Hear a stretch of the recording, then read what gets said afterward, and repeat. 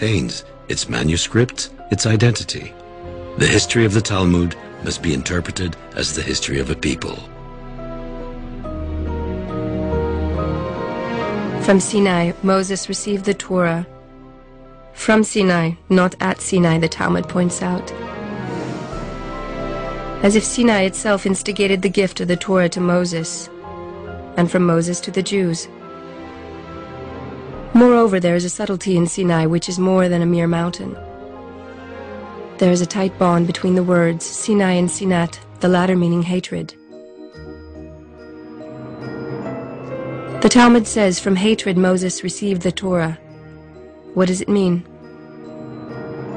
Here is an appropriate interpretation. The Torah is needed to counteract the hatred that arises between men. The Torah, the book of peace.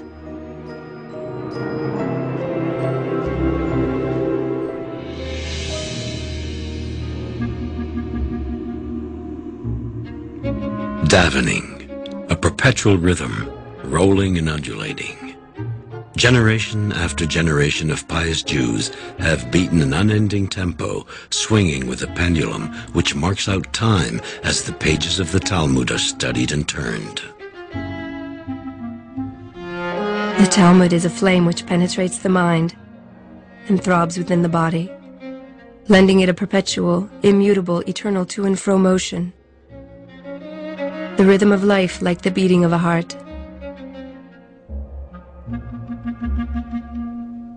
According to Talmudic anatomy, these oscillations promote both concentration and memorization. One direction opens the valve, the other one closes it. The opening activates understanding, the closing ensures memorization.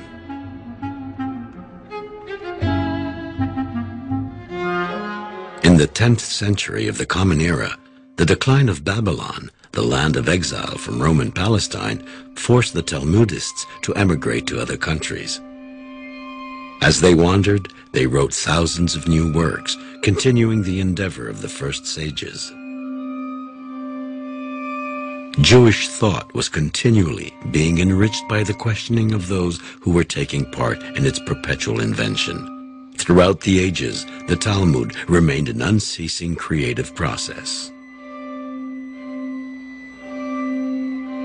Having traveled from Jerusalem to Babylon, the Talmud began another long exile. Constantinople, Salonika, Corfu, Messina, Syracuse, the northern coast of Africa.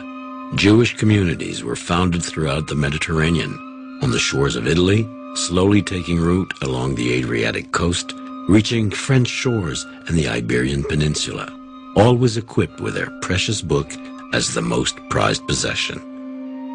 The Talmud soon became the repository of Jewish memory throughout the diaspora. The act of studying the book proved to be the only comfort to a persecuted and homeless people. Indeed, the pleasure of study made up for the suffering of exile. Attachment to the book could compensate for a lack of attachment to the soil. For a people still awaiting their promised land, the Talmud became a gratification. Thus, the part of 10th century Rhineland known as the Golden Triangle, located between Speyer, Worms, and Mainz, saw the founding of the most important Talmudic academy since those of Galilee and Babylon.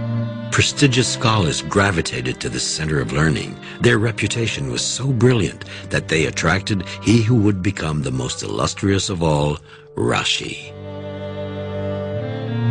Born in 1040 in Troyes, France, Rabbi Shlomo ben Yitzhak HaTzarfati, known as Rashi, traveled to Worms as a young student and lived there for several years.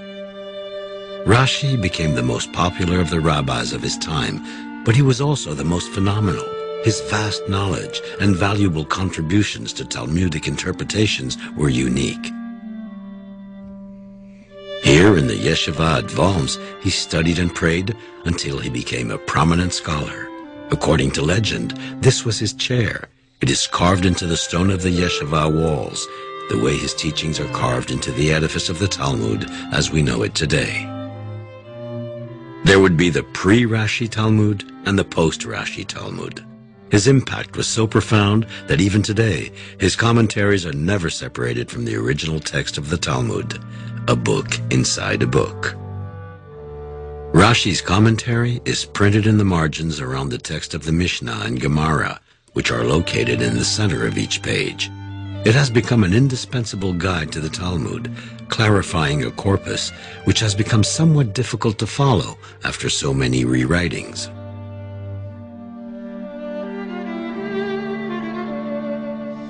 The immense erudition of Rashi, the child prodigy, was recognized by the Jewish and non-Jewish scholars of his time. He contributed to the recognition of the Talmud's spirit of universal humanity. As a wise old man in Troyes, Rashi tackled another endeavor. He founded an important school. His disciples elevated Talmudic questioning to such a high degree of erudition that today's students still refer back to their writings. Rashi took the eternal Talmud and made it universal. But suppose it's dark outside, as Rashi says. The white sweep can see he is white, but the black one will have trouble. However, if he can't see himself, he may just conclude that he's black. But the white one may too, which means there's no point in putting off washing until tomorrow. That's exactly what Rashi said. Do you think so? Frankly, no.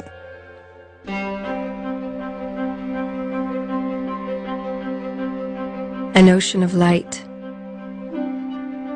If the Torah is the reflection of divine light, the Talmud channels the light and tames it, just as the sea tames the fire of the sun.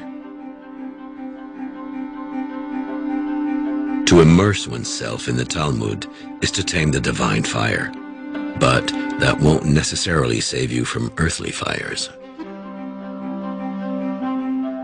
In the year 1240, Nicolas Donin, a French Jew who had converted and become a Dominican monk, reported to Pope Gregory IX, denouncing errors and fallacies he blamed on the Talmud.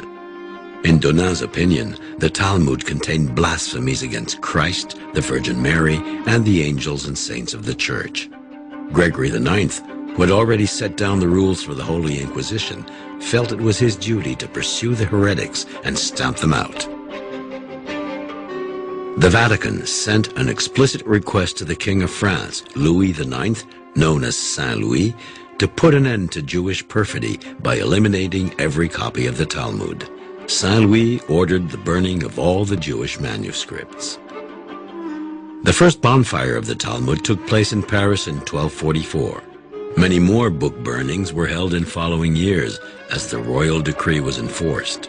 On May 15, 1248, the Talmud was solemnly condemned by a court as the blasphemous work of the devil. The repression which followed was so violent that the French school of Talmudism was wiped out. The Talmud resumed its wanderings, this time reaching Spain. Since the 9th century and the decline of Babylon, Spain had been ruled by Muslims. Yet, every one of its great cities was home to a group of prominent Talmudic scholars. Córdoba, Toledo, Sevilla, Barcelona, Granada, they each had thriving Jewish communities, and thus the study of the Talmud flourished with them. As attested by the Cathedral of Córdoba, built in the